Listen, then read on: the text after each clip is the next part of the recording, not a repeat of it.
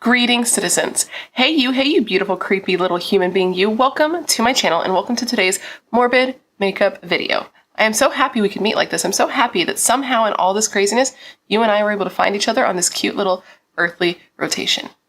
My name is Brittany, or BRATTERSTEIN, whichever you prefer, and today we're going to be discussing John Allen Muhammad and Lee Boyd Malvo, or as they're better known as, the D.C. Snipers. But before we get started, if you have not yet had the pleasure, make sure to join the Brat Pack by subscribing and ringing that bell. I put out a new morbid makeup video every single week, and I would love it if you would come and hang out with me and my friends and all the Brat Pack and just become one of us. One of us. One of us. One of us. Okay, now that we're done with that pesky but totally necessary self-promotion, we can get into the story. And man, this is a long one and this is an intense one. I had heard of this story, as I'm sure most people in America have heard of this story, but I had never gotten like really into the deep parts of it, the nitty-gritty, until a friend of mine named Josh. Hi Josh. Hi Whitney, if you were watching. He suggested that I do this case, and then I started looking into the story and I fell into a giant DC sniper-sized hole, as I sometimes do. So I dove deep, real deep, and oh my god. But if you don't know what the DC sniper attacks are, which they're often sometimes referred to as the Beltway sniper attacks, I had never heard them called that, but when I looked online, they're called either the DC sniper attacks or the Beltway sniper attacks. Well, what this was a series of coordinated shootings that took place over a 3-week period of time in October of 2002, and all of these shootings happened around Washington D.C, which is the capital of the United States. But John Allen Muhammad and Lee Boyd Malvo did way more than I even knew. So with all of that said, let me just get into actually telling you the story, because it's a lot. So come, gather around and let me tell you the story of John Allen Muhammad and Lee Boyd Malvo, the DC Snipers. So the famed shooting started on October 2nd, 2002 at approximately 5:30 p.m. when a bullet shot through the glass of a Michael's craft store and narrowly missed its cashier. And the cashier of the store was rattled, as one would be, but she was unharmed because the bullet had entered high at about 6 feet high and had gone right over her head. And since nobody had been injured and nothing really else had happened yet, this was seen as a fluke and wasn't ringing any alarm bells of authorities. But this would soon change when another shot was fired just a couple minutes away from Michael's craft store.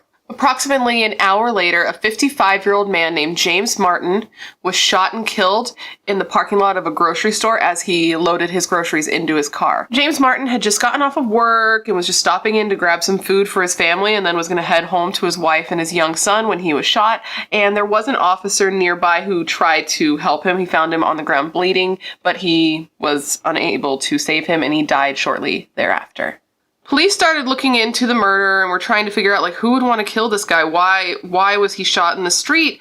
And they didn't get any real time to like chill and look into this one murder, because the following day they were going to be inundated with phone calls of reports of other shots being fired, because the snipers on this day decided they were going to go hard. The following day they were going to murder 4 people over a period of 2.5 hours, and all within the same 10 square miles. The shooting started in the early morning hours before 8 a.m. on October 3rd. 39-year-old James Buchanan, who went by Sonny to his friends and his family, was shot as he mowed grass outside the Fitzgerald Auto Malls. Sonny, who his sister described as just being like a really great, fun-loving, just an overall good guy, was rushed to the hospital, but it was found that his heart had already stopped and he had lost most of the blood in his body, so he was unable to be saved. Shortly thereafter, at approximately 8:15 a.m., 54-year-old Prem Kumar Welekar, who was a taxi driver by trade, was filling up his taxi at the mobile gas station when he was shot. He then staggered over to a woman who was at the gas station with her daughter filling up her car with gas, and he fell at her feet, covered in blood, and she called the police and reported the murder. Again, about 30 minutes later, 34-year-old Sarah Ramos was sitting on a bench waiting for a bus. She had just cracked open a book when she was shot in the head where she sat waiting for the bus. And initially, people on the scene thought that she had just killed herself because, like, what else would you think? So when they called the police, they reported it as a suicide, but when police arrived, they realized that she didn't have a weapon on her, and they were able to retrieve the bullet from the building that was behind her, because the bench was in front of it was in a shopping center and it was in front of a building, and the bullet went through the glass and they were able to retrieve it and see that it was, like a sniper round. After the murder of Sarah Ramos, the snipers waited about an hour before killing their next victim, and it was at about 10 a.m. when 25-year-old Lori Lewis Rivera was shot and killed as she cleaned out her car at a Shell gas station. She was just vacuuming her car in the parking lot when they shot and killed her. 25 years old. All of these murders happened between 7:30 a.m. and 10 a.m. And as I said before, they were all within the same 10-mile radius, all within Montgomery County. So it was very clear that they were all connected and they were all within the same police jurisdiction. So police started to look into it and they realized there was no connection between the victims. All the victims were different ages, races, and genders, and it was very clear that robbery was not the motive because all of the shots came from a long distance and nothing was stolen from any of the victims. And police were also stumped because when they looked at the various crime scenes, they realized that there was no heavily wooded area or a place where a sniper could hide to take his shots without being seen. So police started to think, okay, there has to be a car involved. The police's theory that a vehicle was involved was strengthened when an eyewitness at one of the crime scenes reported to police that at the time of the murder, there had been a white box truck present that took off right after the shots were fired. So after the murder of 25-year-old Lori Lewis Rivera, the police thought that they were finally going to get a break and have some time to start looking into these murders because the shootings had stopped. But they weren't going to get as much of a break as they thought. Only 12 hours later, at approximately 9:20 p.m., 72-year-old Pascal Charlotte was shot while going for a walk in his neighborhood. He was just crossing the street when he was gunned down. Pascal's murder location was just out of Montgomery County. It was the first one to leave Montgomery County, and this one was in Washington, D.C. News of these murders hit the media, and people were terrified, dude. The police put out a press conference, and they were just listen, these are random, right? It doesn't seem like the murder victims are connected at all. There's no reason to believe that they know their attacker. So this is just somebody going out and killing people at random while they're outside. And people were just excuse me? Because that could be anyone. That's such an unsettling thing because that means that literally anyone could be a victim.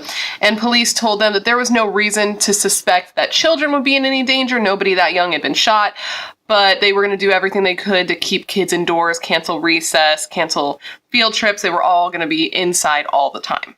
But after this press conference, parents were kind of I don't know if you can actually guarantee me that. So they still started taking precautions. A lot of parents started picking up their kids early from school and started not letting them take the bus or walk to school. They started getting driven to school. So parents were terrified. People were terrified.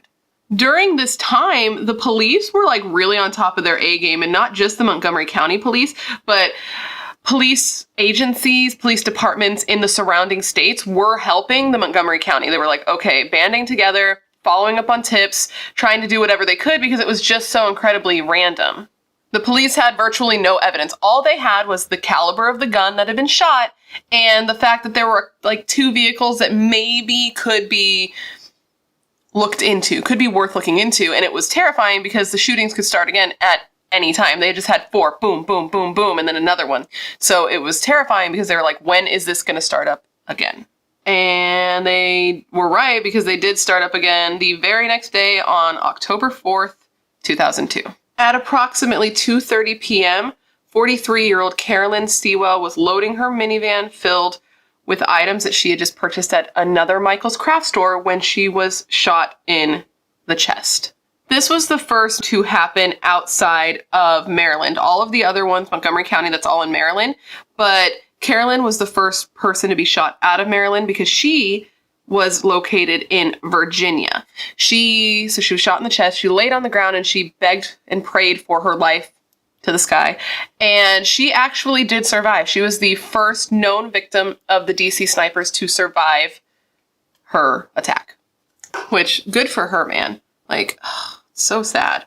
I cannot imagine going through what these people went through. So at this point, the shooters decided that they were going to space out their crimes a little more. And the next shooting didn't actually happen for 3 days. But When this shooting happened, the next one, 3 days later, it rocked the community more than they thought was possible, which at this point, with everything I've told you, can you imagine how much worse it could get? It gets worse.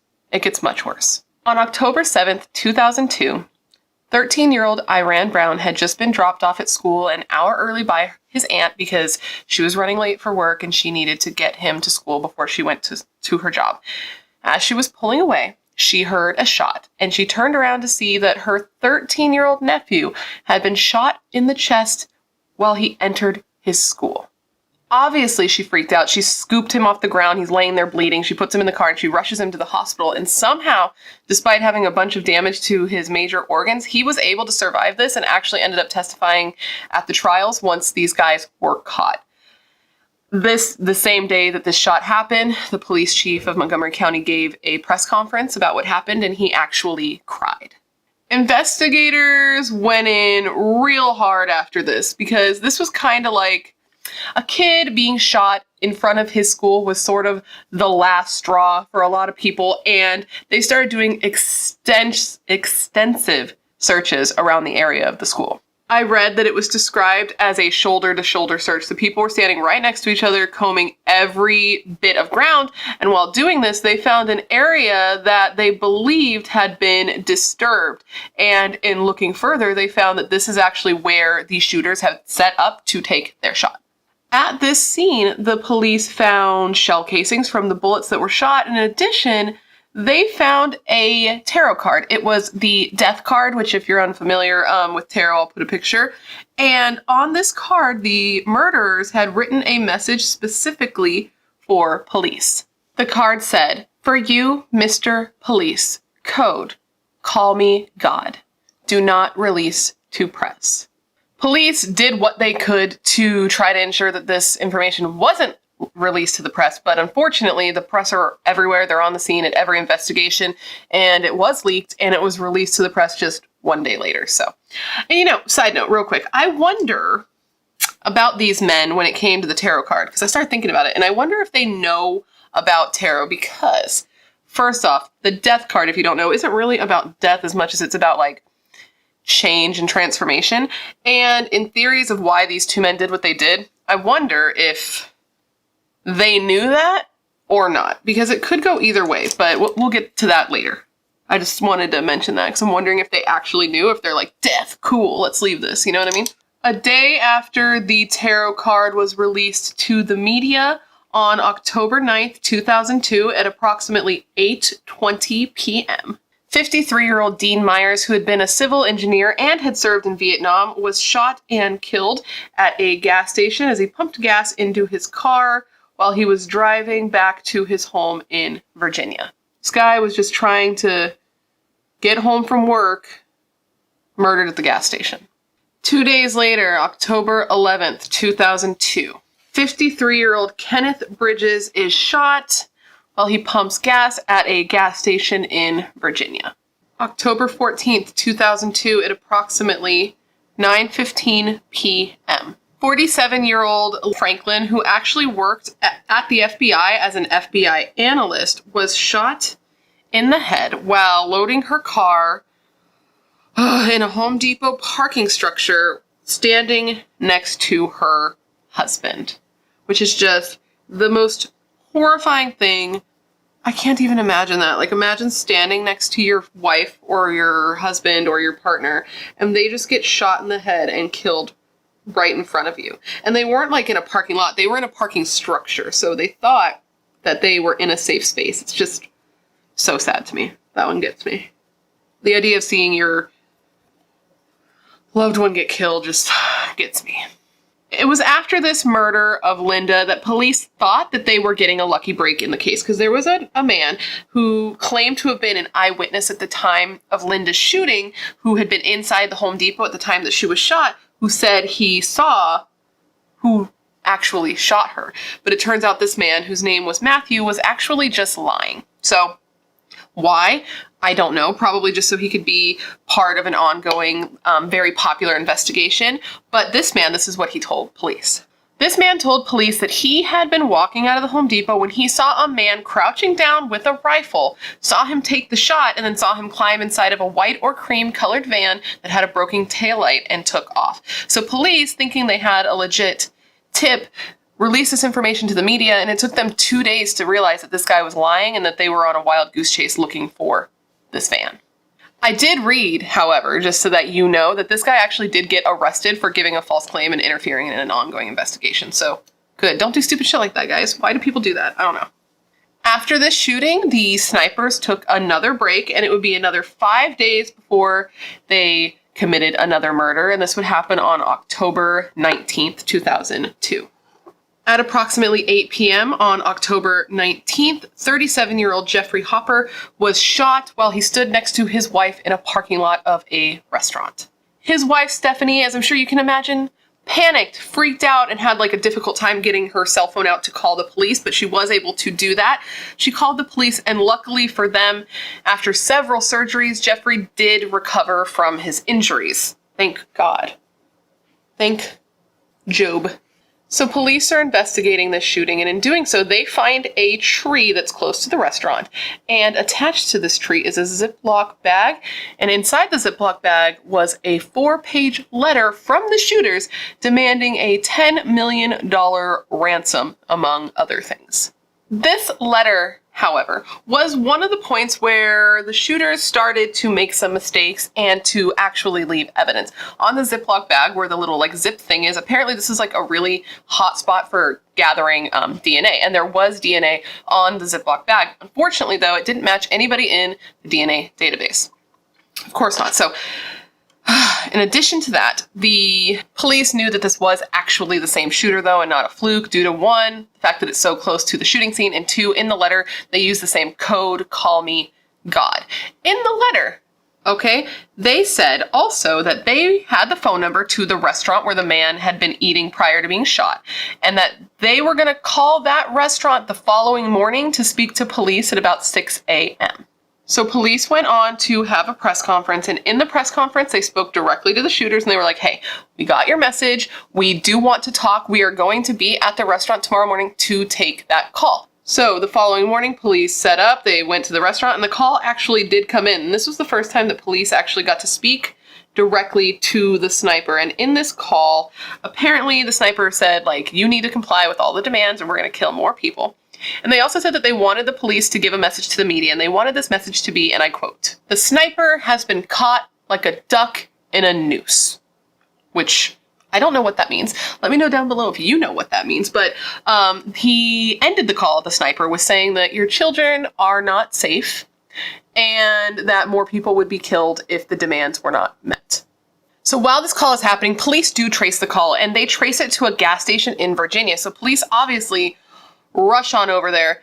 By the time they get there, the freaking snipers are obviously gone, but when they get there, they arrest 2 suspects who were sitting in a white van near the payphone. And why they suspected this white van, I'm not 100% sure, because the 2 cars that were given as like cars of interest by tips were a white box truck and a blue Chevy, but I guess a white van is close enough to a white box truck for police to be interested. And so these 2 men are arrested, and it turns out that these 2 men just happen to be illegal immigrants. And I read 2 different conflicting bits of information on what the fate of these 2 men were. One thing said that they were released once they were found to have nothing to do with the shootings, which they had nothing to do with the shootings. They did nothing wrong. They were just chilling, not killing. But another report I read said that these men ended up getting deported. I don't know what's true. If you know, please let me know. Because how messed up is that if that's what happened? That makes me so mad. And I need to know how frustrated to be by this information. So if you know, please let me know. On October 22nd, 2002, the final victim of the D.C. snipers was murdered. This was a 35-year-old man named Conrad Johnson, who was a husband and father of 2. He was shot at 5:56 a.m. while he stood on the steps of his bus that he drove. He was a bus driver, and he was just standing on the steps getting ready to start his route when he was shot and killed. This one is so... so I watched interviews with Conrad's mom, and it's just so sad, because apparently what happened was there was an older woman, like an elderly woman on his bus route, who was super, super scared of the snipers. Like, heard what was happening, was super scared. So he would get out of the bus and escort her into the bus every day and be like, don't worry, they have to go through me to get to you. And like really, make her feel safe with him around. And just to know that he would do things like that and then he ended up being killed by them is so sad. And to hear his mom talk about him is just heartbreaking. Another letter was left at this murder scene, and it said that police's incompetence had cost them another life. With this final murder, the death toll for the DC snipers was 15 murders. That might not add up properly to you if you've been keeping track, but we're going to get into why that is in a moment. So while this murder spree was happening, the media was just eating it up, man. They were broadcasting it 24/7. After each murder would take place or after any of the shootings would take place, they would run live coverage of the aftermath for hours at a time. And America's Most Wanted even picked up the story and did an episode in hopes that it would help police find these men faster. People were super stressed all around the area, especially if you were going to like a gas station, man. Apparently some gas stations even put tarps up so that their patrons wouldn't be able to be seen from the street. And in places where there wasn't protection like that, people would legitimately like run around their car to make themselves more difficult moving targets. If you were walking through a parking lot, you walked quickly. Like nobody could chill. There was no chill in that area. And I can't even imagine living there while this was happening. It sounds horrifying. I would just never leave my house. I mean, I never leave my house now, but I would just like really never leave my house then. Also, for a mid-video fun fact for you to kind of break up all the horrifying doom and gloom, which, I mean, it's a sad story, so it's going to be doom and gloom, but just a little fun fact for you. The movie Phone Booth, which if you're unfamiliar, it is a movie about a man who is stuck in a phone booth while a sniper is threatening him and kills some people on the street. The whole thing. And apparently this movie was actually already filmed and set to be released at about the time that the DC sniper murders started happening. So the movie actually pushed its release date so that it wouldn't be in bad taste for what was going on, because it was just coincidence that it was coming out at the same time. So the movie's release was pushed, and I thought that was a little fun fact for you. So moving on.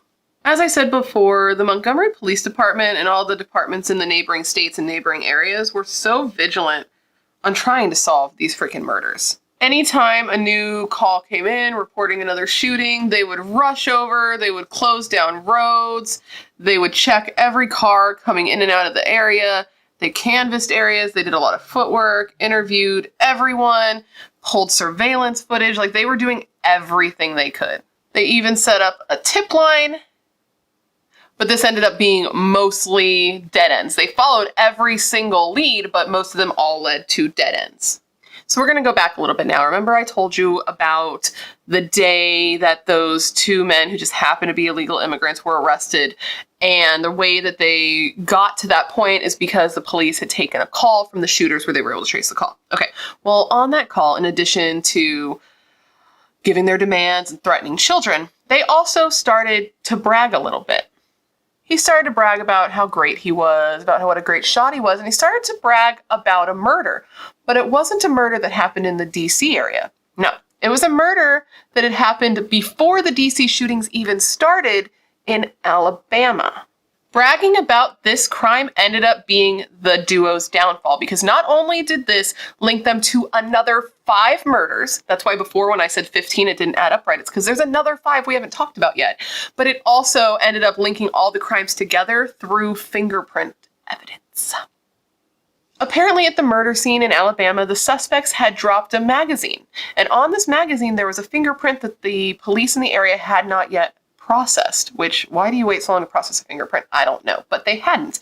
So they had the magazine flown out to the DC area, they processed it, and there was a match to a 17-year-old kid named Lee Boyd Malvo. Lee Boyd Malvo was born in Kingston, Jamaica on February 18th, 1985, making him an Aquarius.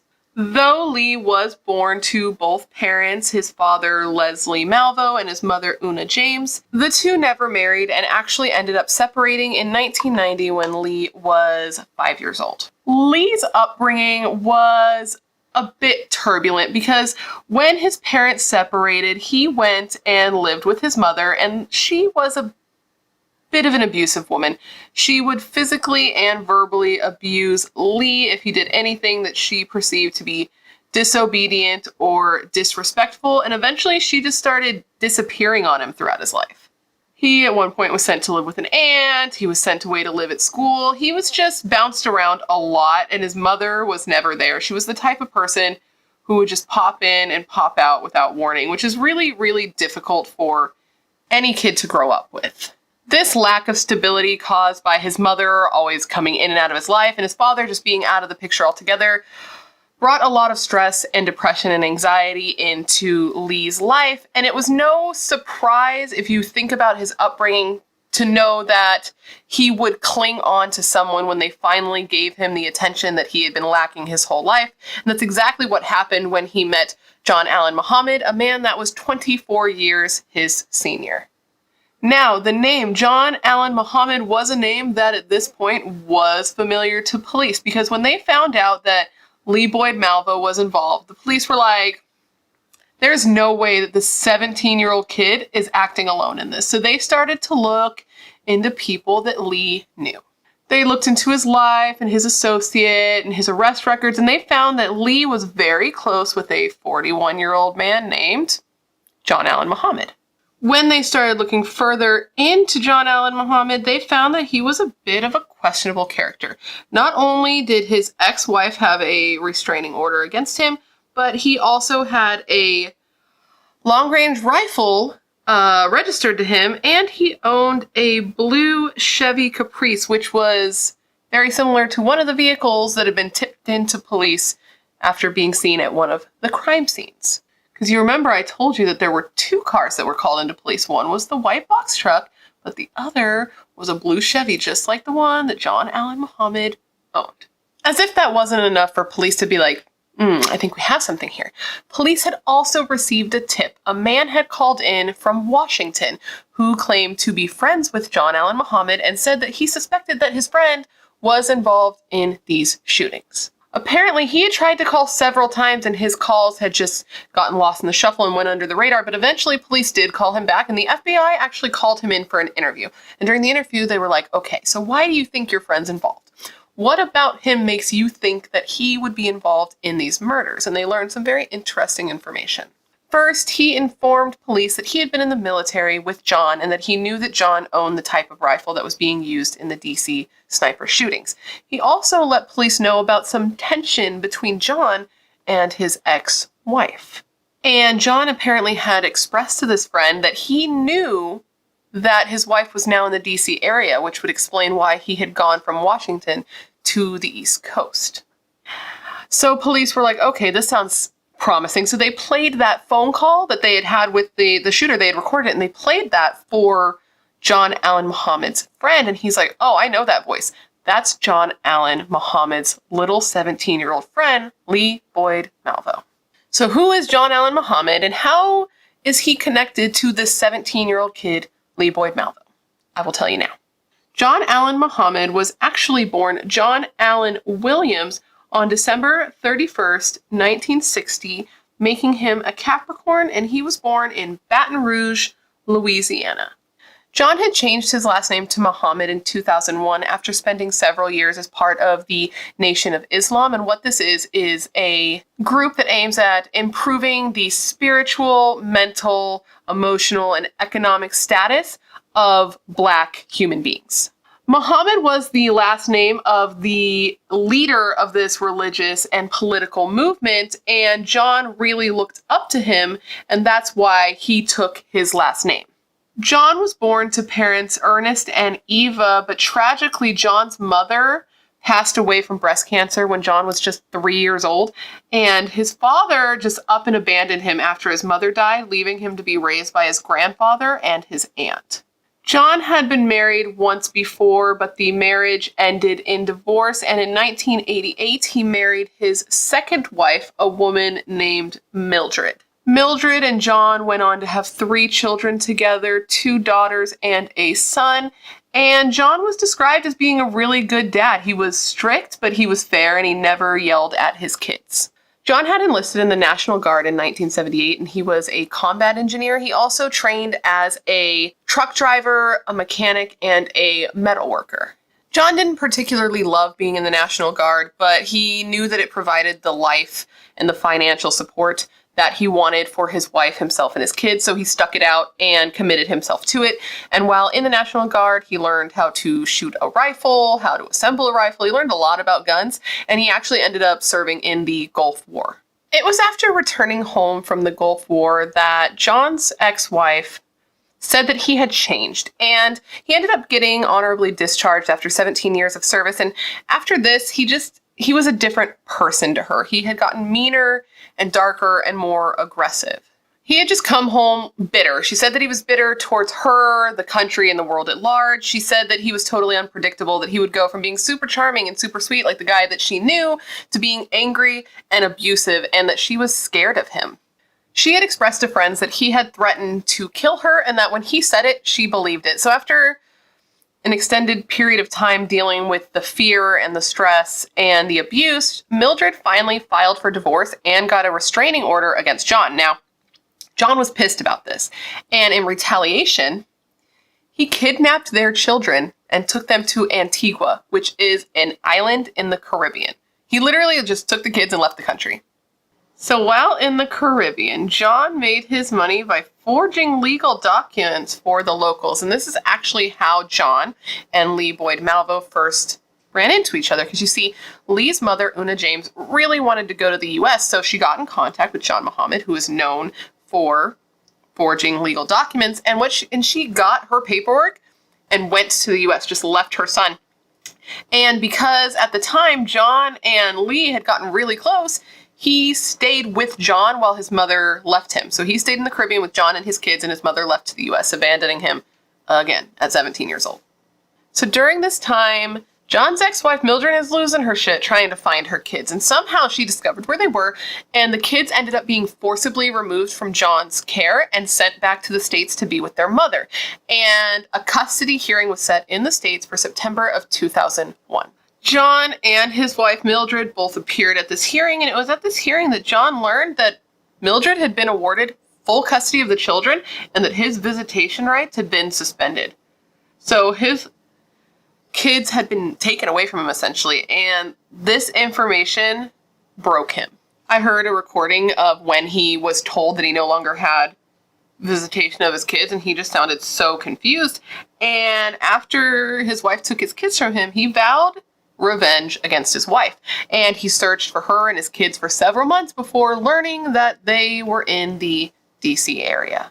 That same year, in 2001, Lee Boyd Malvo followed John Muhammad from the Caribbean to Miami, where he first met up with his mother and then left her to join John in the Bellingham, Washington area. When arriving in the States, he was fingerprinted, which came in handy later.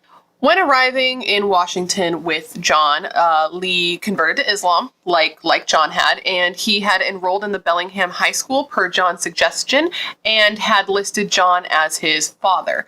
All the while, him and his new father were living in a homeless shelter, but he did not mind because he loved John. He saw John as his leader and his teacher and his father, and John treated him with respect and stuck around and really appreciated him and treated him like his own son. The longer Lee stayed with John, the more he changed, because there were students at Bellingham High School who were interviewed, and they said that at first he seemed really nice. He wasn't particularly extroverted, but he was super polite and respectful and non-aggressive. But the longer he was there, he started to change and got mean and seemed to have anger in him for no reason. After school, almost daily, John and Lee would go to the gun range where he would practice shooting. At one point, John even said that Lee was a better shot than he was. He also taught him everything there was to know about guns so that he could identify any gun that was shown to him and be like, I know what that is. And the two were on like a weird diet where they only ate once a day, and they were super, super strict to it. It was while Lee Boyd Malvo and John Allen Muhammad were living together and training together in Washington that the two actually started their murder spree, but these murders wouldn't be connected to the duo until after the D.C. sniper murders. On February 16th, 2002, just 2 days before Lee's 17th birthday, John Allen Muhammad sent him to murder a friend of his ex-wife Mildred's. This woman's name was Isla Nichols, and she had been a friend of Mildred's who was pretty vocal about her dislike for John, and had actually been instrumental in pushing Mildred towards actually going through with her divorce from John. So John gave Lee the address to Isla's home in Washington and sent him on his way. But what the two did not know is that day Isla had a visitor, her 21-year-old niece named Kenya Cook. When Lee knocked on the door, it was Kenya, not Isla, who opened the door, and he immediately shot her in the face before taking off and running away from the scene, killing her instantly. The duo then went on a sporadic killing spree in several states as they headed east towards the D.C. area where John believed his wife and his children to be staying.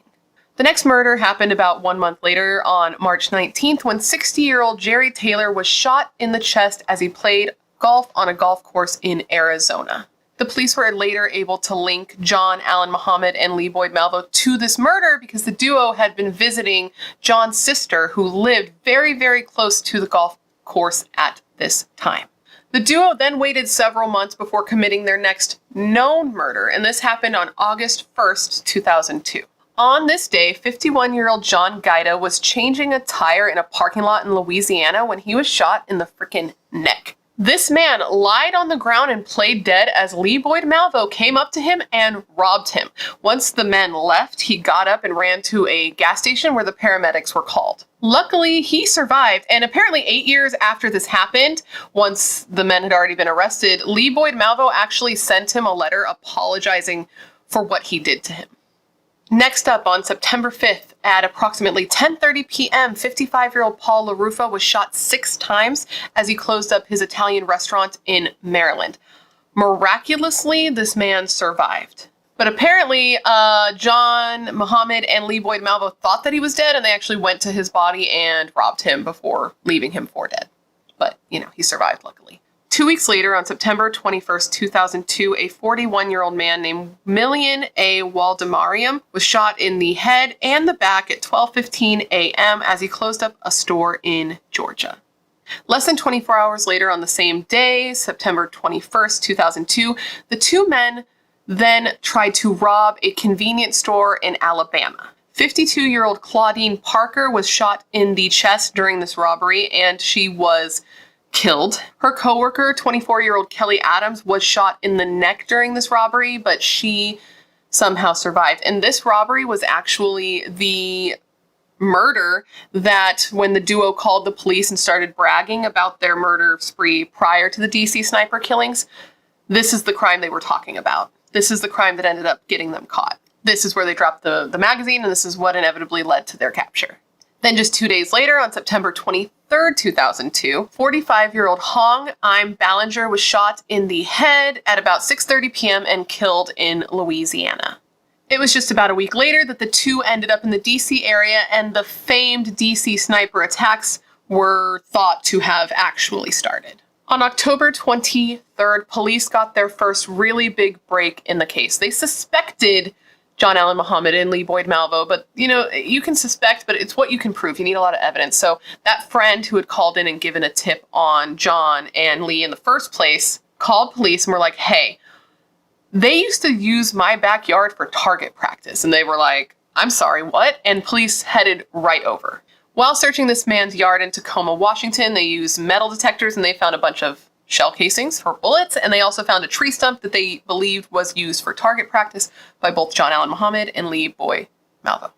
So police are now pretty certain that they don't have one shooter, but two shooters, and they were pretty set on the fact that John Allen Muhammad was the other shooter because he had a blue Chevy Caprice registered to him, which was one of the cars that had been seen leaving the scene of one of the crimes. So police started looking into this car, and they found this car had actually been approached by police twice during the murder sprees in DC. Once they were pulled over for minor traffic violations, but this was on October 3rd when 4 of the murders took place. And then again, they were approached by police on October 8th, which was one of the killer's off days, because they were found sleeping in their car in Maryland. So police used the media, and they again put on a press conference, and they were like, hey, this is the car we're looking for, blue Chevy Caprice, keep your eyes peeled. So not only did these men have the police looking for them, but they also had the eyes of all the public on them. There was nowhere for them to hide.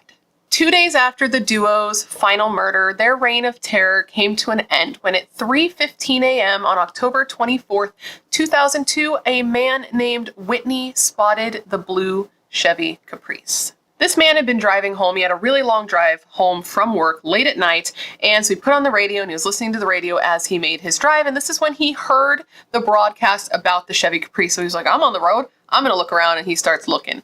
Eventually, he pulls over to a rest area because he's been driving a really long time, and what do you know? There is a blue Chevy Caprice parked at this rest area near the Interstate 70. The two men were sleeping in their vehicle, so police got ready. They armed up, they brought SWAT. They were fully expecting to have a shootout because of these men. They loved shooting. That's what they did. So they were ready and prepared for that. But the two men were arrested without a hitch. There was not a shootout. They just walked up to the car and they're like, okay, this is it. You're under arrest. And the men didn't say anything to the police. Another mid/end fun fact for you that I found when looking into this case that I found to be incredibly interesting is that the blue Chevy Caprice that John and Lee used during their murder spree was actually an undercover police car in New Jersey prior to being owned by John Allen Muhammad. So I just thought that was really interesting that they were using an actual prior undercover police car to commit all of their murders. While searching the vehicle, the police found a long-range rifle in the car, along with a bipod, which is like a tripod, but it's only got 2 legs, and you use it to put a gun on to steady it when you take a shot. And these were found inside of a bag in the vehicle. Later, when they, followed up and looked into the ballistics, they found that this is the gun that was used in the majority of the DC murders and in some of the murders that happened prior to them showing up in the DC area as well. In the car, they had a solar charger, a computer, notes on their attacks, maps that showed areas where the murders had took place, and maps that showed areas where they planned to kill people in the future. These crimes were incredibly planned out, and the police were starting to see this. They had always chosen areas where it would be super easy for them to escape after the murders. They always headed north on the freeway after the murders instead of south so they wouldn't get stuck in traffic. They would show up at the murder scenes after they had actually committed the murders and watch the police investigate from a distance. They would also show up at press conferences for, as they described it, intelligence gathering. And the two had set up this vehicle and modified this vehicle to make it a killing machine. Police found that the way that they were committing these murders is they had modified the car in such a way that they had hollowed out the back so that a grown man could actually lay on his stomach and shoot out of a hole that was near the license plate. So what they would do is one person would sit in the front seat and then the other person would go into the back seat, pull the back seat down, and then climb into the trunk. They would then pop the trunk so it was just open a little bit so that they could put the gun through that little hole, and they would wait for the all clear from the lookout in the front before taking their intended shot. Not all the shots were taken from the trunk, however, because eventually, after getting away with it several times, they started to get cocky and they would actually get out of the car and just stand in the open and take their shots.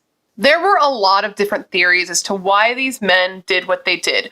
One big one that a lot of people believe is that Mildred, John's ex-wife, was actually the main intended target, that they chose to kill all of these other people because if just Mildred was killed, John would be an obvious suspect. But if a bunch of people were killed and Mildred just happened to be one of them, it would look more like a random act of violence, not somebody who knew her. John never admitted to this, however, and they never found any evidence other than just a feeling that made them believe that this was actually true.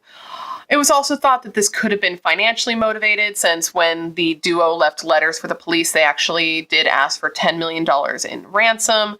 I don't know how much I actually believe that one myself, but it was also thought that just in general, John losing his kids made him break, and that combined with whatever happened to him in the Gulf War just made him into somebody who was on the verge of a break, and it just made him want to kill people. As for Lee, again, there are several theories as to why people would think that this kid, the 17-year-old kid, would want to do this. When questioning Lee, he said, if you want to understand his psyche, you should watch the movie The Matrix. And now, if you've never seen The Matrix, which I'm sure you haven't, if you haven't, where have you been? It's so good.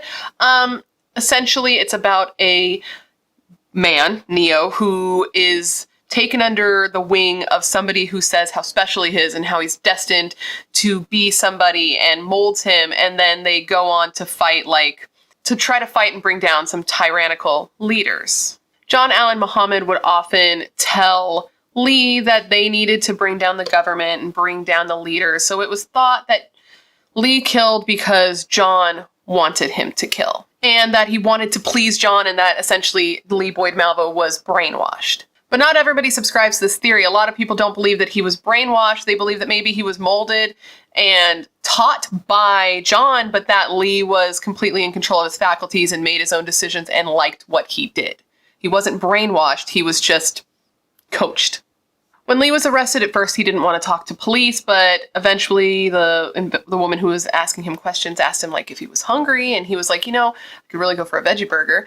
And so she was like, okay, I'll definitely get you a veggie burger. So she got him 2 veggie burgers and some water, and then a dialogue opened up between the two of them. He told police that he would fast before the shootings because it made him a better shot. He said that him and John had planned to do 5 murders in one day because they knew that police could not keep up with all of these shots, especially if they were close together. He detailed each killing, and when he would talk about like how good of a shot he was, he would actually laugh about it.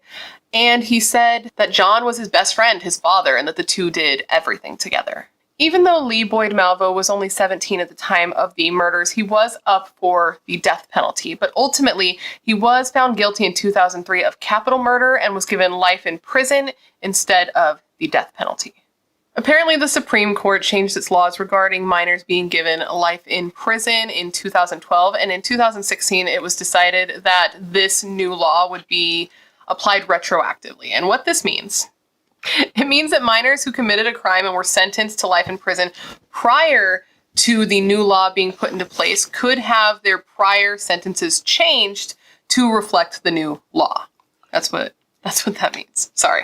So the Supreme Court decided that they would hear Lee Boyd Malvo's case, and then they would decide his fate. But prior to that hearing taking place, Lee actually, what's the word I'm looking for? He withdrew his request for resentencing because in the state of Virginia, legislation was signed in 2020 that said that minors who were given life in prison could now be up for parole after 20 years. And he thought that this seemed like a better deal for him than going and trying to just be resentenced altogether. So currently he is serving his 4 life sentences in Virginia. And with this new legislation, he could be up for parole in 2022.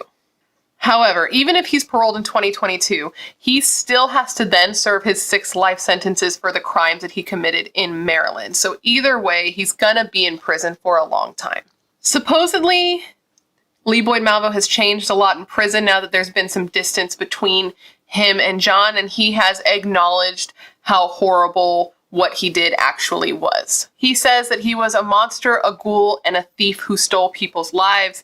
He has said that John Allen Muhammad told him that who he was needed to die, that Lee Boyd Malvo, who he had been before meeting up with John, needed to die and no longer exist. He also describes feeling regret for at least one of the murders in an interview he did in 2012. He described the murder of Linda Franklin, the woman who was shot in the head at the Home Depot in front of her husband. He says that the pain that he saw in her husband's eyes will never leave him, that it's a type of pain that's indescribable that he had never seen before, and that haunts him, which good. And he also said that there was one time that he defied orders from John Muhammad. Apparently John had told him that he needed to kill a pregnant woman, and this was like the line for Lee. So when he set up to take the shot and didn't take it, he said to John, he just lied to him and said that the conditions weren't right.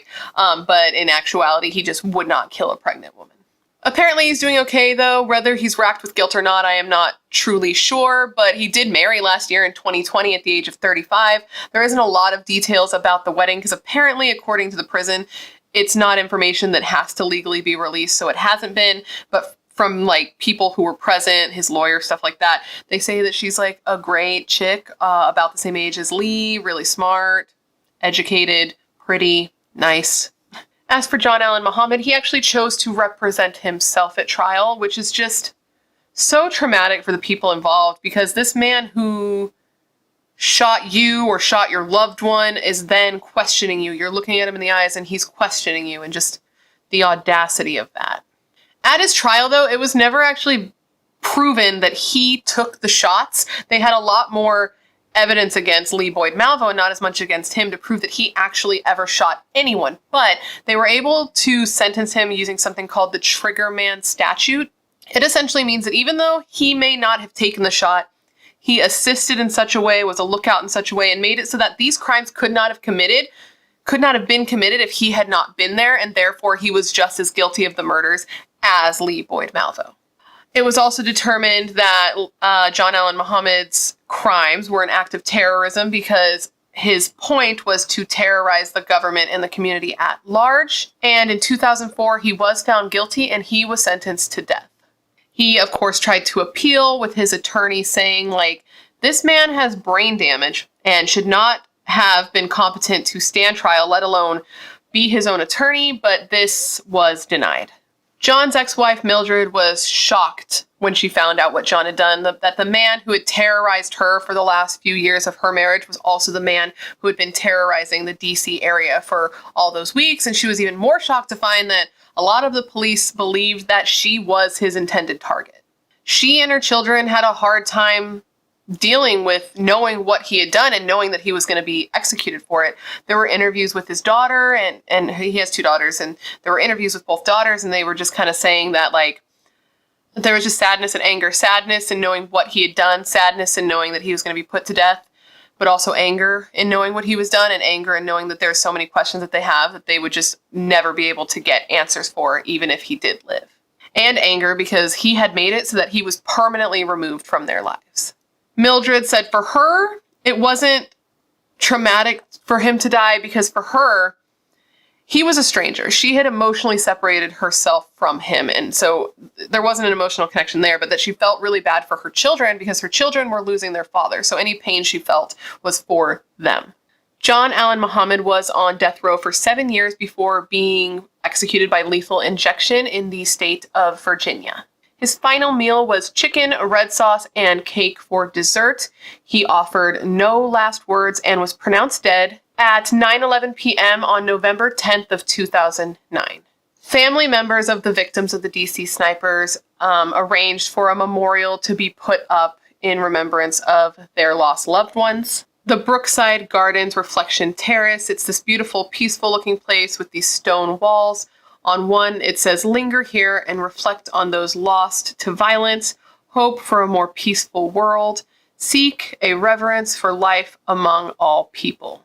On another wall, it lists all the names of all the people who lost their lives at the hands of John Allen Muhammad and Lee Boyd Malvo. James D. Martin, James L. Sonny Buchanan, Prem Kumar Welliker, Sarah Ramos, Lori Lewis Rivera, Pascal E. Charlotte, Dean H. Myers, Kenneth H. Bridges, Linda Franklin, and Conrad E. Johnson.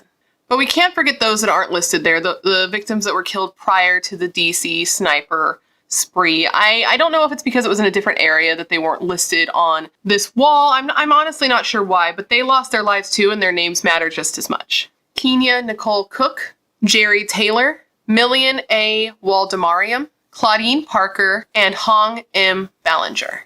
And then, of course, there's all the victims who were lucky enough to actually survive their attacks. It's just so incredibly sad. It's incredibly sad for me to think that I just listed names for such a long time, and all of those names are people who are dead. They're people who were murdered and who are gone from this world forever. Their lives were stolen from them, and they were stolen from all the people who loved them, and that's just so sad. Like, I don't even know what else to say. It's just so sad. And that, my friends, is the story of the 15 murders and numerous attempted murders committed by John Allen Muhammad and Lee Boyd Malvo. What do you think? I'm just like, wow, dude, it's a lot of information to take in. It's a lot to go over at once, and I'm a little bit at a loss here. I knew of this case, I had heard the basics that 2 men were in a car driving around the DC area shooting people, but I didn't know the extent of it. I didn't know just how many people they killed, dude. Like, how much they did, how many lives were ruined at the hands of these 2 men. To learn how young Lee Boyd Malvo was and to hear like the nuances and weirdness of their relationship and the way that they planned things out, and then to hear from John Allen Muhammad's friends and his ex-wife and his kids, it's just really intense to see how life changes people and experiences change people and other people change people. They just killed so many people, and it all happened so quickly. 1 second, you're like sitting on a bench reading a book, or standing on the steps of the bus ready to go for your bus route, or loading your purchases into your car with your spouse, and then you're shot in the head for no reason and with no notice. I can't even imagine. I cannot imagine living in that area at this time and being so terrified to leave your house to do even the most mundane thing. The fear that people must have felt. People ran to their cars. People bobbed and weaved through parking lots to not get shot. And then those who did end up getting shot, and then those who got shot and lived, the trauma those people who survived must have gone through. And then the people who were killed, and then the people who were killed in front of their partners having to live with that image for the rest of their lives. I can't even imagine the trauma of something like that. That's my worst nightmare. That's my actual worst nightmare, is something happening to my husband and in front of me. I could not deal with it. I don't know how anyone could. How do you feel about it? Like, what motive do you subscribe to? I personally think that it was definitely a combination of a few things. I definitely think losing his kids set John Allen off. Whether or not his wife is an intended target, I'm not sure, but he clearly wanted his kids. Whether it was because he actually loved them or had other unrelated reasons for wanting them, or whether he just still wanted to be able to like dominate and control his ex-wife through his kids, I'm not sure, but he definitely wanted them, and losing them was a trigger. I do think that. Now, do I think that every murder was just an elaborate cover-up to eventually murder his wife? Maybe. I mean, the first person they killed was a friend of his wife's that he was mad at, so I definitely think it's possible, but I do also think that he had some bloodlust in general. I think it's definitely likely that he was mad at her, but he was also mad at the world and wanted to take it out on as many people as possible. And as for Lee, man, I don't know, man. He's one that I'm a little conflicted on just because of how young he was. He seems like he could be remorseful, but he also seems like he enjoyed what he was doing when he was with John. So I don't know if I believe that he was completely brainwashed. I don't think... John's influence definitely didn't help, but I do think that he already had anger inside of him. I think that he was upset and angry from a father who abandoned him and a mother who continually abandoned him. Things like that really do affect kids. And then he finally meets somebody who like cares for him and respects him and loves him and treats him the way he should have been treated all along. So of course he's going to want to please this person and do what this person wants and want to be like this person. But all of that aside, he still did what he did and he's still responsible. But anyways, guys, that completes this video. I hope that it was interesting and informative, and I hope that I spoke clearly. This is probably, I'm going to guess, my longest video because I've been filming longer than I've ever filmed in my entire life. So I hope that I was able to keep it in a format that made it easy for you to understand. And of course, I hope you enjoyed it because I always want you to enjoy the videos that I put out.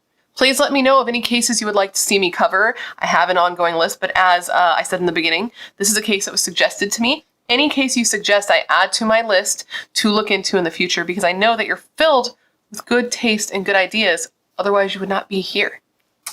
Of course, please make sure to join the Brat Pack by subscribing and ringing that bell. I put out a new morbid makeup video every week, and I would love to hang out with you. Yes, you specifically. And if you want to follow me on my other social media, Twitter and Instagram are both BRATTERSTEIN, just like my namesake here. And I am on both of them every single day. And with that said, thank you for being here when you could literally be anywhere else in the world. You're tight, this is tight, and I hope to see you on my next video. Bye.